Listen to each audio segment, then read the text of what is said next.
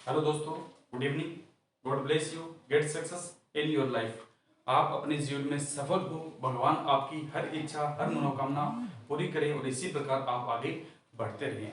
हम अपना सब्जेक्ट पढ़ रहे थे, हिस्ट्री ऑफ राजस्थान है, राजस्थान का इतिहास है, जिसमें हम चर्चा कर रहे थे राजस्थान की प्राचीनतम सभ्यताएं, यानी राजस्थान में कौन कौन सी जो सभ्यताएं हुई है उनके बारे में चर्चा कर रहे थे।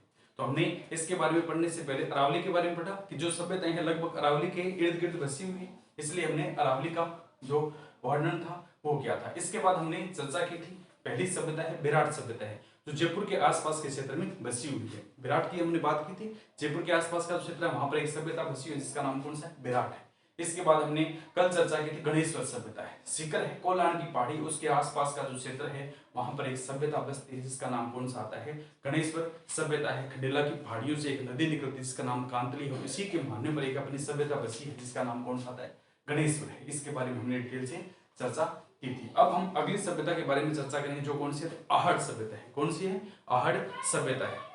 तो हमने चर्चा की थी जो अरावली है उसके इर्द गिर्द में, अरावली है उसके इर्द गिर्द में ये सभ्यताएं बसी हुई है। जब अगर अरावली की मैं बात करता हूँ, यह अरावली जो पर्वतमाला है ये कहीं पर पतली है और कहीं पर चौड़ी है। जब ये उदयपुर के आसपास के क्षेत्र से गुजरती है, अरावली जो पर्वतमाला है उदयपुर के आसपास के क्षेत्र से जब यह गुजरती है तो वहां पर इसकी चौड़ाई क्या है, ज्यादा है। अरावली की क्या है, चौड़ाई ज्यादा देखने को मिलती है और उसके किनारे एक नदी निकलती है जिसका नाम कौन सा है, आहड़ नदी। जिसका नाम कौन सा है, आहड़ नदी है। तो पहला प्रश्न बनता है कि आहड़ सभ्यता कौन से जिले में, तो पहला पॉइंट कौन सा है, उदयपुर में अपनी आहड़ सभ्यता बसी हुई है। दूसरा पॉइंट आता है कौन सी नदी के मुहाने पर है, तो ये आहड़ नदी के मुहाने पर क्या है, अपनी सभ्यता बसी हुई है जिसका नाम क्या है, आहड़ सभ्यता है।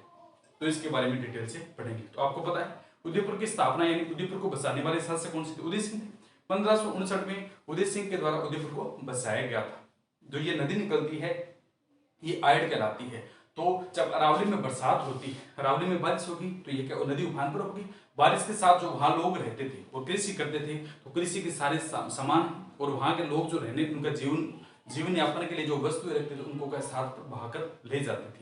तो उदय सिंह के द्वारा क्या है, वहां के शासक थे, तो लोग परेशान होकर अपने शासक के पास जाते हैं, सम्राट के पास जाते हैं और कहते हैं कि इसका समाधान करें। हमारे लिए तो क्या कोई है ही नहीं जीव पर किस प्रकार हम अपना जीवन यापन करेंगे, क्योंकि हमारी चीजें तो क्या है इस नदी में बहकर चली जाती है, जो कृषि करते हैं वो भी खत्म हो जाती है, क्योंकि जब उफान पर आती है तो उसी भाव क्षेत्र में क्या पानी ज्यादा होता है तो हमारी कृषि क्या बर्बाद हो जाती है। तो आप हमारे लिए कुछ करें। तो उदय सिंह ने फिर दिमाग लगाया और वहां पर एक खड्डा खोदते हैं, वहां पर क्या है एक गड्ढा खोदते हैं जिसे वर्तमान में उदय सागर झील के नाम से जाना जाता है।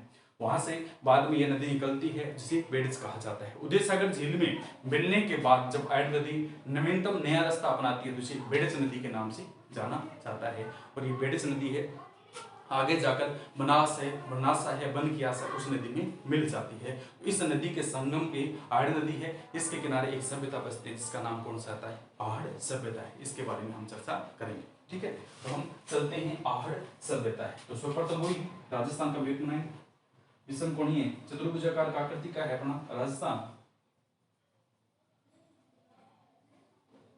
इस प्रकार ये अपनी अरावली पर्वतमाला है, अरावली पर्वतमाला है जो भी है उदयपुर के आसपास गुजरती है। ये अपना उदयपुर का क्षेत्र है, तो वहां पर इसकी चौड़ाई देखने को मिलती है। और यहाँ से एक नदी निकलती है, उदयपुर से क्या निकलती है, एक नदी है जिसका नाम कौन सा था, आयड़ नदी।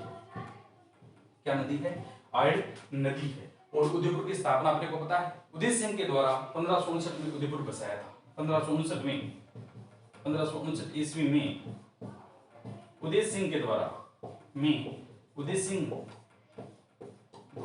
उदयपुर को बसाया गया था, सभी लोग जानते हैं। उदय सिंह के द्वारा उदयपुर की स्थापना 1559 में की गई थी। तो यह उदयपुर के आसपास जब अरावली पर्वतमाला गुजरती है इसका क्या चौड़ाई ज्यादा होती है, चौड़ाई ज्यादा है, इसके आसपास नदियां निकलेगी क्योंकि इसमें बरसात होती है तो कहीं ना कहीं पानी जाएगा। तो यहाँ से क्या एक नदी निकलती है जिसका नाम कौन सा, आयड़ नदी है। तो यहाँ पर जो लोग रहते थे इस प्रकार उनकी झुपड़ियां होगी या मकान होंगे वो यहाँ पर रहते थे और यहाँ पर क्या कृषि किया करते थे। इसी आयड़ नदी का जो बहाव क्षेत्र था उसके अंदर क्या कृषि किया करते थे, क्योंकि अरावली तो ऊपर और इसके नीचे का जो क्षेत्र है, क्योंकि भूमि अरावली से नीचे की तरफ होगी, थोड़ा क्या अरावली इधर है तो नीचे की तरफ पानी नीचे की तरफ आएगा, इस क्षेत्र में ये लोग कृषि किया करते थे।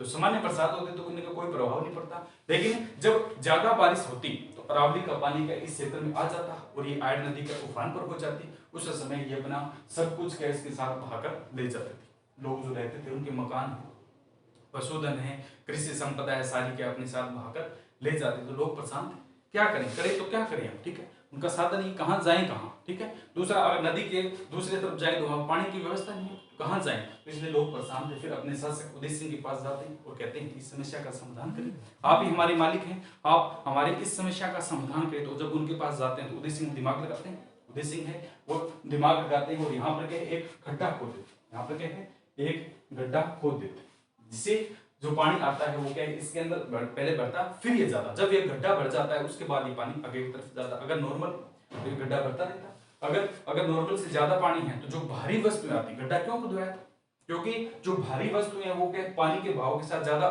दूर तक आगे नहीं जाती। अगर कोई है, कोई काम की वस्तु है, भारी वस्तु है, तो इसमें क्या है इस गड्ढे में बैठ जाती।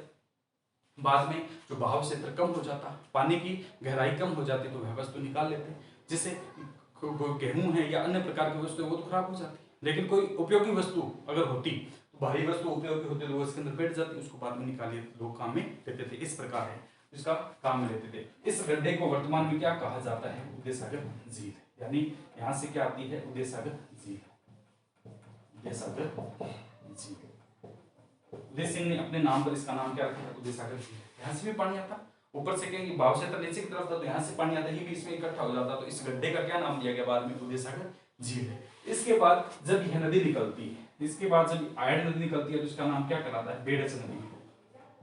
कौन सा आता है, बेडच नदी है। आयड के बाद जब नदी निकलती है तो उसका नाम क्या रखा गया है, बेडच नदी। कई बार पूछा गया कि जब उदय सागर झील को पार कर नदी अपना नया रास्ता प्राप्त करती है तो उसे किस नाम से जाना जाता है, ठीक है, तो उसे हम किस नाम से जानते हैं, बेडच नदी के नाम से जानते हैं। ये नदी आगे तक जाती है और इसी आयड नदी है, इसके मुहाने पर एक सभ्यता बसी है जिसका नाम कौन सा, आहड़ सभ्यता है, आहड़ सभ्यता है। इसकी एक सहायक नदी है बनास नदी है, कौन सी आती है, बनास नदी है, वन कियासा है, वनासा है, ये बाद में उसमें जाकर के मिल जाती है।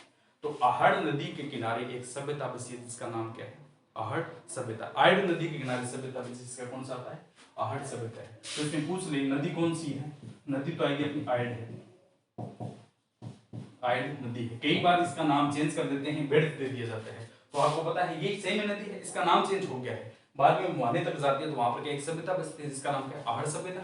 और इसकी एक सहायक नदी पूछ ली जाए कि आहड़ या बेडच नदी की सहायक नदी बताइए, किसकी सहायक नदी है, तो ये वर्णासा है, बन कियासा है, इसकी क्या सहायक नदी बन जाती है, इसमें अपना पानी लेकर मिल जाती है। तो नदी कौन सी है, आयड नदी है। और जिला कौन सा आता है, उदयपुर है।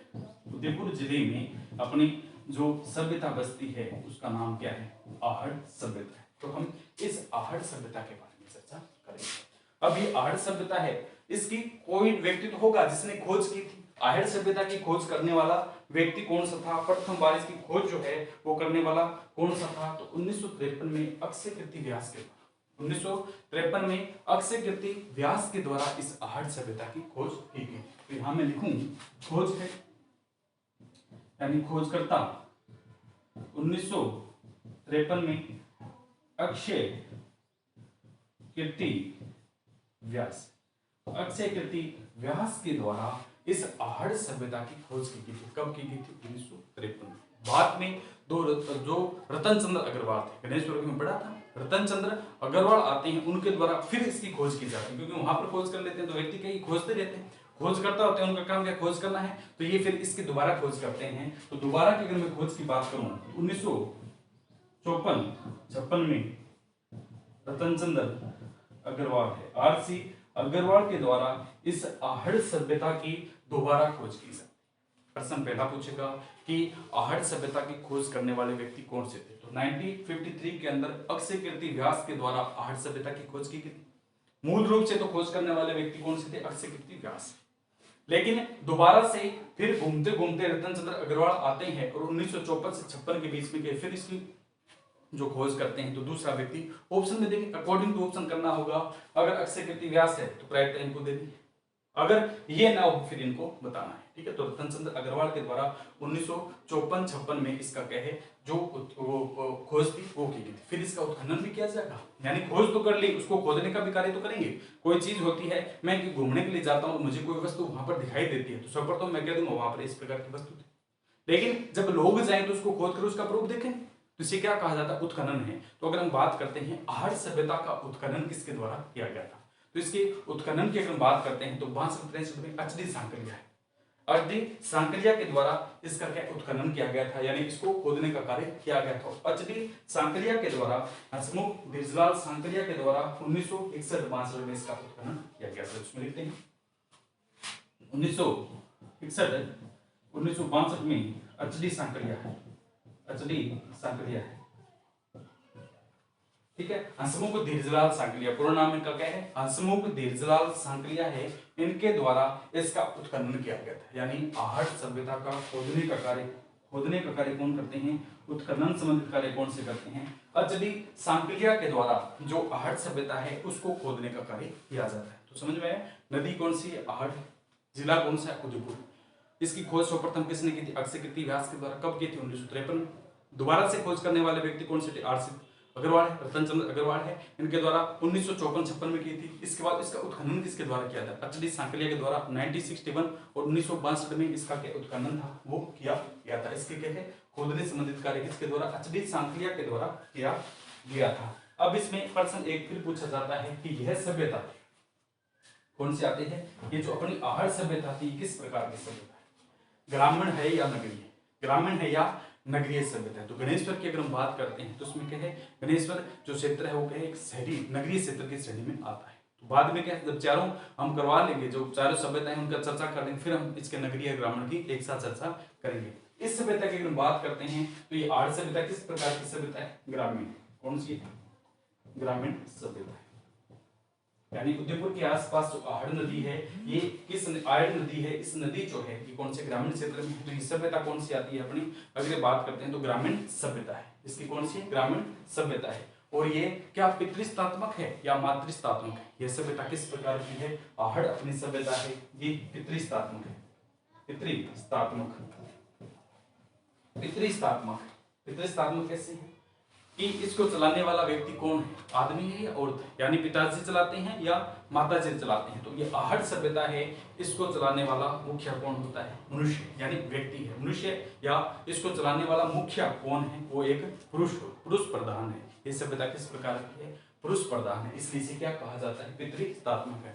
एक बढ़ेगी, एक सभ्यता और पढ़ेंगे जिसमें क्या मातृस्तात्मक है, यानी माँ ही घर को चलाती है, वो उपदेश देती है, उसी के साथ चलता है। तो वो किस प्रकार की सभ्यता है, ये मातृस्तात्मक है वो, और ये कौन सी पितृस्तात्मक है, यानी इसके चलाने वाला मुखिया किस प्रकार का पितृस्तात्मक है।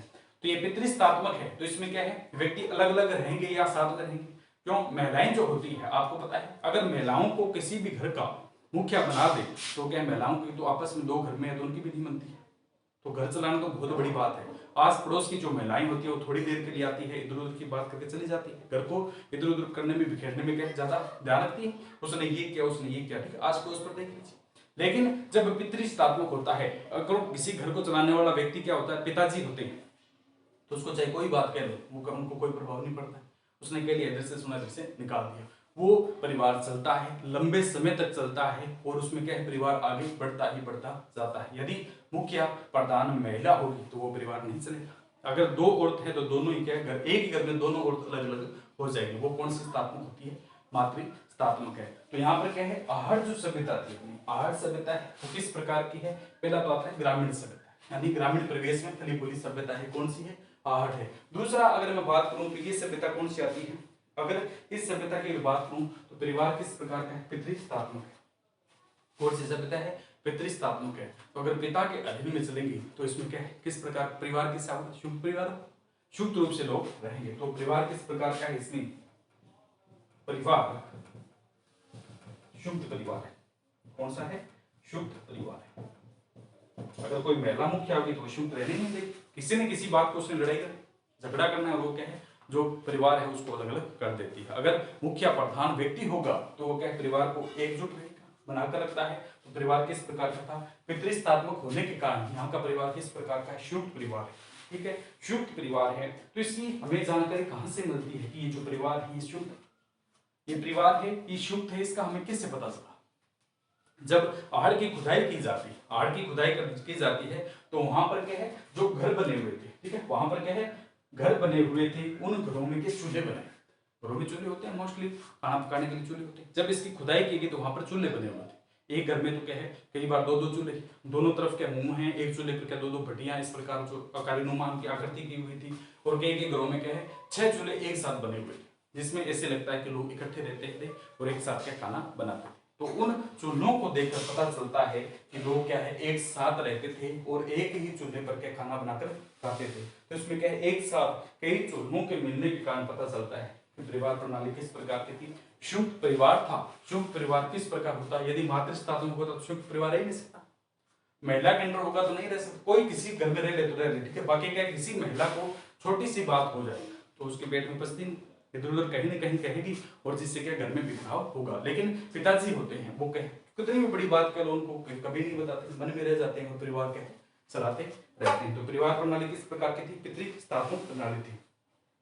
यहां से खुदाई की थी तो यहां से क्या है हमें अन्न भंडार मिले हैं, अन्न के भंडार है, अनाज के कोठे हैं, अनाज के कोठे मिले।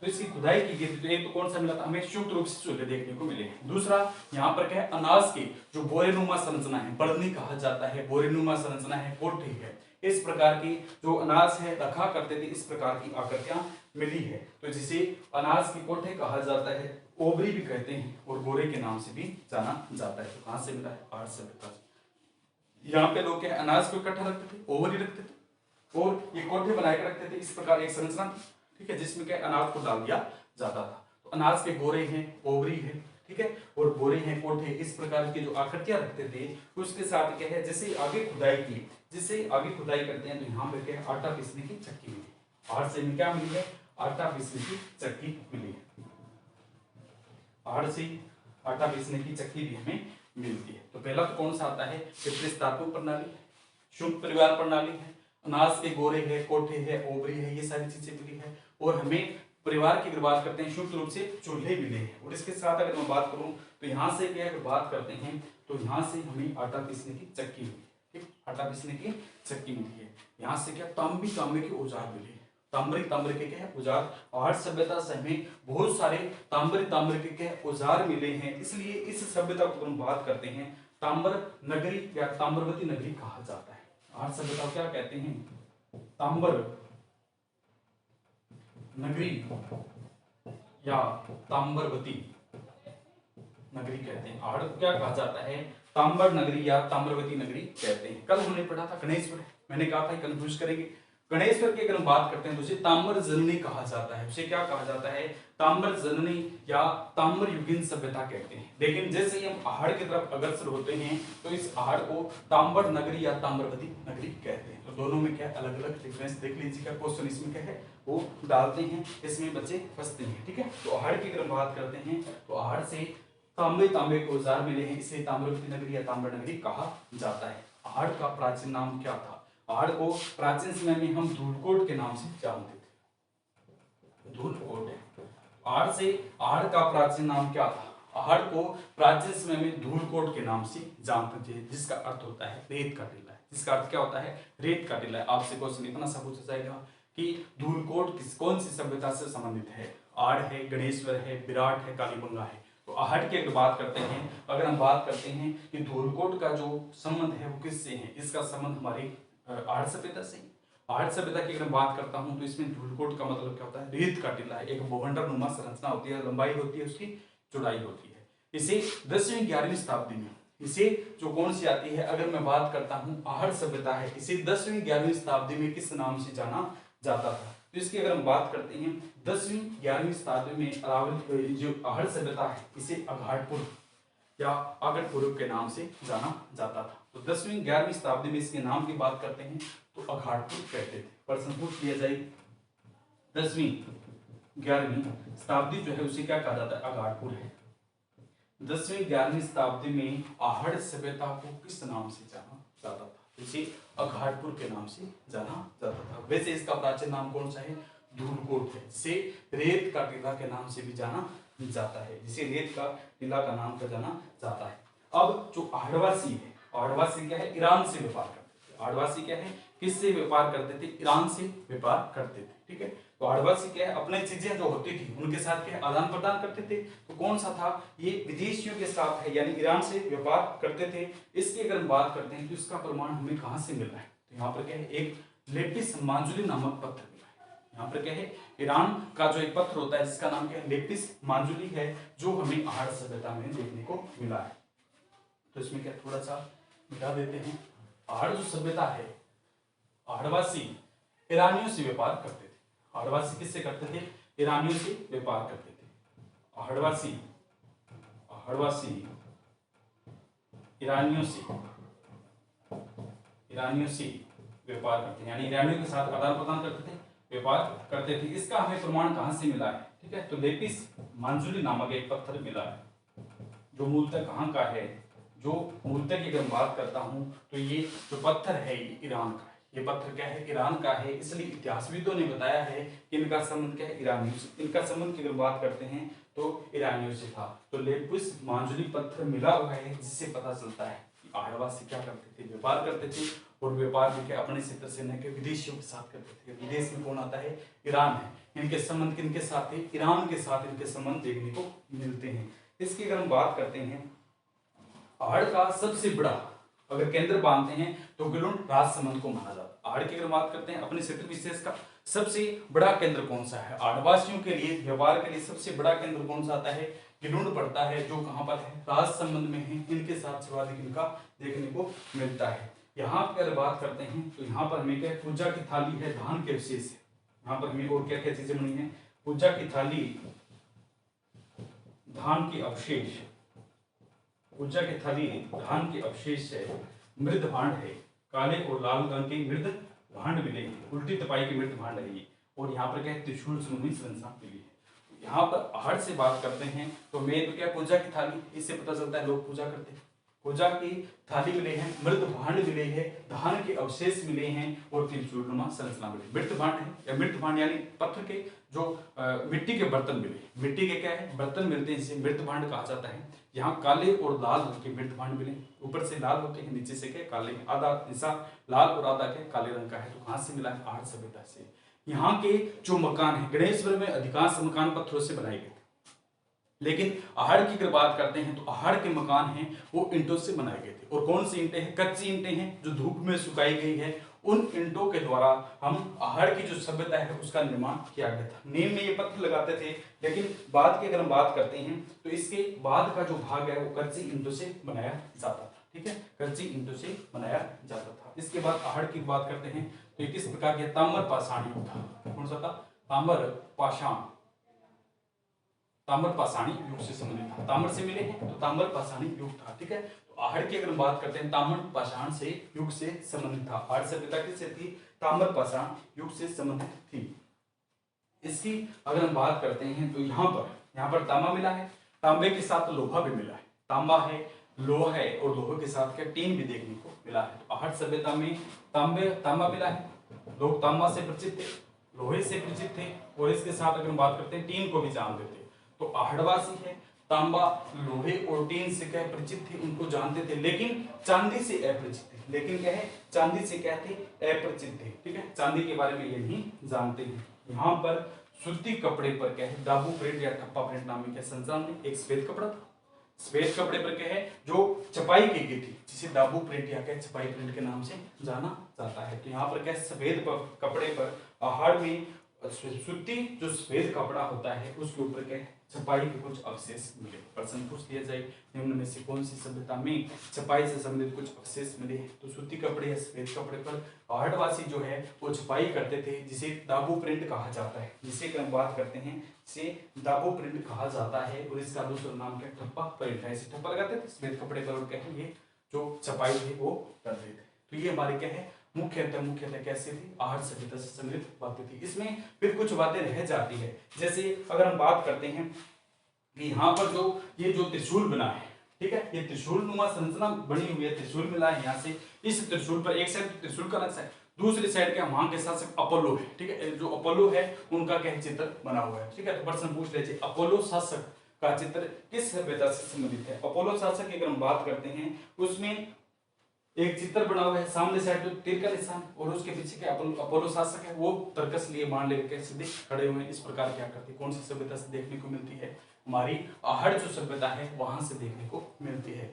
इसके बाद अगर हम बात करते हैं कि आहड़ जो सभ्यता थी, आहड़ जो सभ्यता थी, इसमें अधिकांश जो मकान है वो कच्ची ईंटों से बनाए गए थे। नींव में तो क्या आते हैं, पत्थर थोड़े बहुत डाल दिए जाते हैं, बाकी कच्चे ईंटे हैं, धूप में सुखा करके है इन कच्चे ईंटों का ये उपयोग करते थे। इसकी अगर बात करते हैं कि यहाँ के जो लोग हैं लंबे समय तक अनाज को रखते थे, ठीक है। और यहाँ की जो मुख्यतः खेती की अगर बात करते हैं तो लोग चावल से ज्यादा परिचित थे। चावल है, इसके साथ ही जवार की खेती करते थे। तो चावल है, जवार है और गेहूं है। आहड़ सभ्यता में क्या है, ज्यादा चावल या गेहूं के जो ये बोरे बने हुए थे, कोठे बने हुए थे, उनमें क्या चावल रखते थे, गेहूं रखते थे। और इसके साथ साथ क्या है, जवार से ये लोग क्या है परिचित थे, जवार को भी क्या है एकत्रित कर रखते थे। तो आहड़वासी है, जवार है और इसके साथ कौन करता है, गेहूं है और चावल से संबंधित है। और यहाँ की अगर बात करते हैं, टेराकोटा है, प्रश्न पूछ लिया जाए इनमें से टेराकोटा कौन सी सभ्यता से संबंधित है। तो टेराकोटा की अगर हम बात करते हैं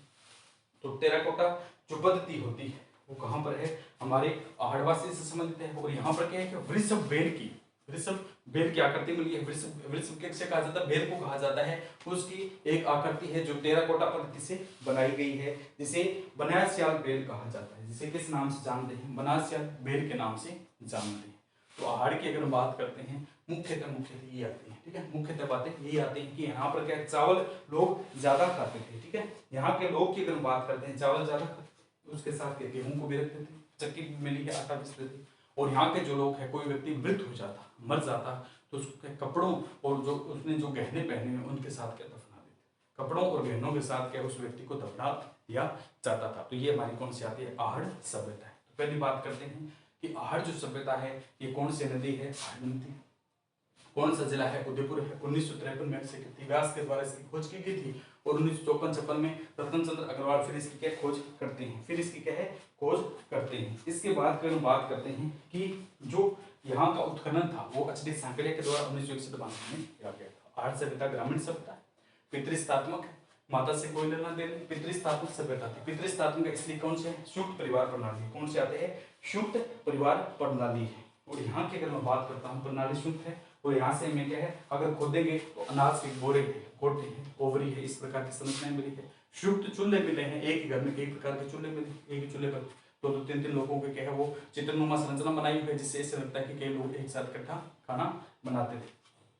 तो आहड़वासी जो है इसकी अगर हम बात करते हैं तो ये क्या है, अपना मुख्य व्यापार के तांबे के औजार है, ठीक है। तांबा मिलता था, तांबे को निकालते थे, इसलिए इसे ताम्रवती नगरी कहा जाता है। ताम्र नगरी या ताम्रवती नगरी के नाम से जाना जाता है। इसके अगर अगले पॉइंट की बात करते हैं तो आहड़ किससे व्यापार करते थे, आहड़वासी या आहड़वासी जो है किससे व्यापार करते थे, ईरान वासियों से व्यवहार करते थे। यहाँ से हमें एक पत्थर मिला है जिसका नाम क्या है, लेपिस माजुली है, जो मुख्यतः कहाँ का, ईरान का है। और आहड़वासियों का मुख्य यहाँ का जो मुख्य केंद्र था वो कौन सा था, गिलुंड राज संबंध है। आहड़वासियों का मुख्य संबंध कौन सा था, गिलुंड राज संबंध है। यहाँ से क्या है वो कुछ लेन प्रदान करते थे, यहाँ का मुख्य केंद्र था। और यहाँ पर क्या है, हमें उल्टी तपाई के मृत भांड मिले हैं, उल्टी तपाई के मृत भांड मिले हैं, जो काले और लाल रंग के अवशेष से बनाए गए हैं, काले और लाल रंग के अवशेषों से क्या बनाए गए हैं, ठीक है।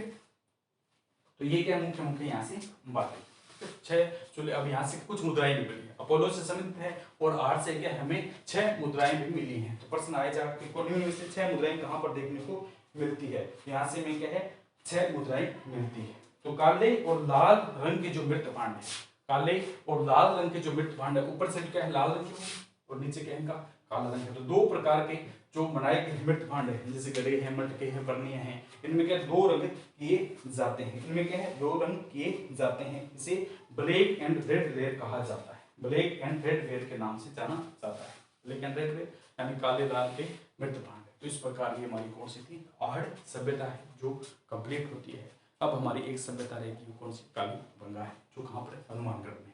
कालीबंगा का अर्थ क्या होता है, सामान्य से भाषा में काले रंग की चूड़ियां होता है। तो हमने पहले पढ़ी थी विराट सभ्यता।